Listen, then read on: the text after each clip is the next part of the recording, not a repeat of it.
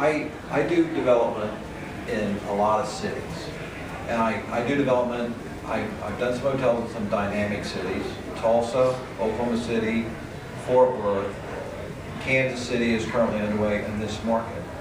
But I'm telling you, the cities that put programs out there to attract developers have active, vibrant downtowns. The ones that don't are dead in the water. I'm going to digress a little bit from what I think my presentation was, mainly because of the presentation I heard. And frankly, I'm not a crook. And I tell you, I sat over there and I felt defiled. And I'm shocked. I'm not here to walk away with your money and take taxpayers' dollars. And these claims of 9 incentives are ridiculous, and I'll walk through those point by point. But I'm here to deliver a 117-room hotel, a restaurant and a bar that will open December of this year. And it's a boutique hotel. And a boutique hotel is something that contains less than 150 rooms, is a private flat. It's not a franchise property. It's going to offer something you don't have now.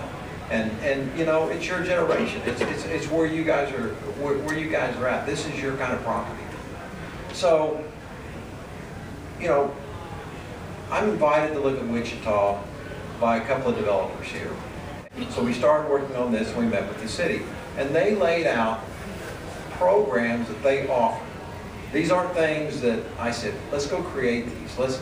Let's go lobby for these to be built. The same thing with federal and state tax credits. They've been around since 1975.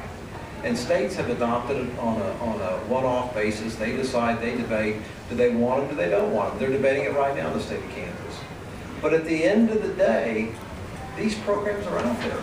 And they're utilized for economic development tools to preserve historic buildings and to offset some of the additional cost it takes to do that with these older buildings. The more onerous, the more burdensome. The government does get involved. Again, government intervention gets involved and tells you what you have to do. So you take advantage of these things to let them work and to allow you in these economic times to make things happen. Find me another city the size of Wichita that has 2 hotels that have been done since 2008. I challenge you. So they're doing something right to continue to attract business. The Goody-Clancy report said you need 400 more rooms in order to attract the type business that your arena was built for, that your convention center. They now will have 270 when we're complete and after filled in. So they've completed their mission, they've executed their program.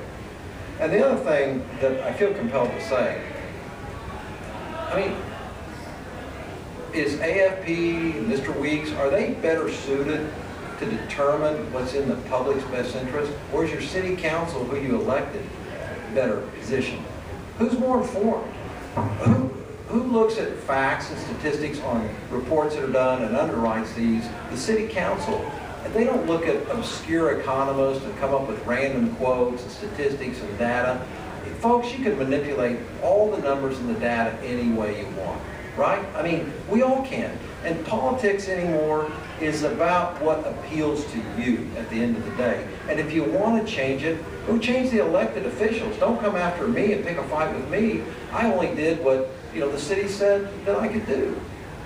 In talking about jobs, I can quantifiably tell you that the ambassador will create 125 permanent and part-time jobs between the restaurant and the hotel.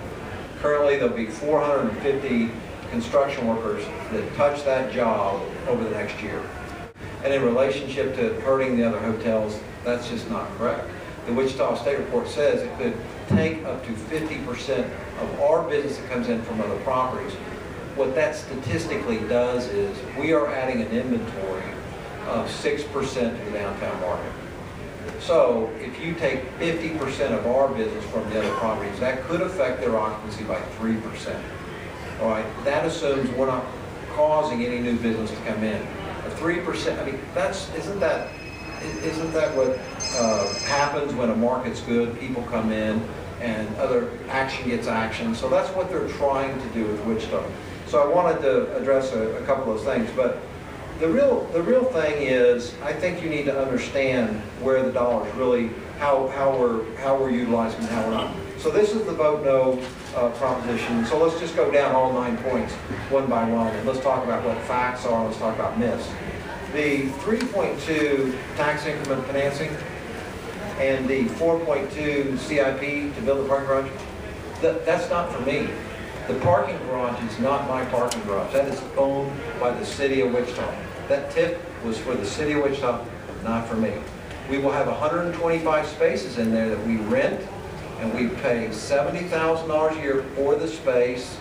And we have also agreed, as part of this, to have access to the garage, that we would set our ad valorem, or our property taxes, at no less than $245,000 minimum, guaranteed.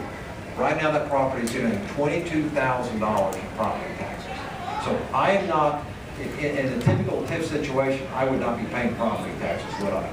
But I am, and I'm paying rent for my spaces. The other thing it talks about are the tax credits, the 3.8 federal, or the 3.8 state, 3.5 federal. I personally guarantee these.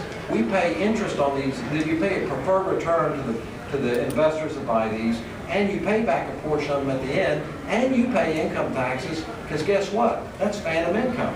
That's $8 million in money that we will pay income taxes on. So again, I'm not sure when they talk about taxpayer subsidy, how that really, when you really walk through that, and we could talk philosophy on the benefits and pros and cons of tax credit, but I don't think that really is what Wichita is looking at.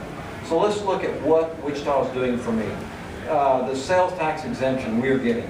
And what that means is we will save approximately $500,000 in sales tax on the FF&E in the furniture we buy for that property. Many cities do that, by the way. Kansas City is doing that on a hotel that's being developed in Kansas City right now. And by the way, all these options that I'm going to talk about are available to anyone coming in the market right now, providing they pass the test that the city puts and evaluates. And we did, we ranked an 87%. The second part of this is the CID. I don't know if you all know what this is. This is an extra bed tax, effectively, or sales tax that they put on the property. It's 2%. We will receive reimbursement of that for 20 years. It's a pay-as-you-go. The city takes no risk. They reimburse us about 92% of every dollar they collect at the end of the year. So right now it's estimated to be $60,000 a year. Okay, so where we're at is we're left with the bed tax. So they try to minimize this and say, well, he doesn't need this money. He's got $15 million. I don't have $15 million. This bed tax is huge. This bed tax for us is $200,000 a year, and it'll equate to about $50,000 in additional revenue to the Convention Visitors Bureau and the Century bonds.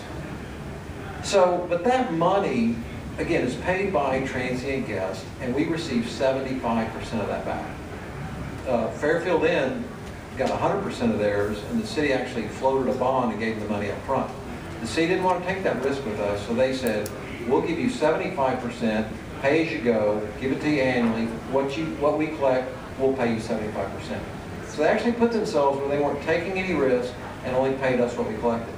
Up to now, I don't see where the city of Wichita has contributed $1 to my hotel themselves. I don't see where the city of Wichita is at risk on this hotel. Again, the TIF money is for the parking garage, which also benefits the arena and any other guests that choose to rent the additional 150 spaces in there. They talk about a sweetheart lease deal. That's not for me. That's in the garage, and that is for the owners of the Henry building.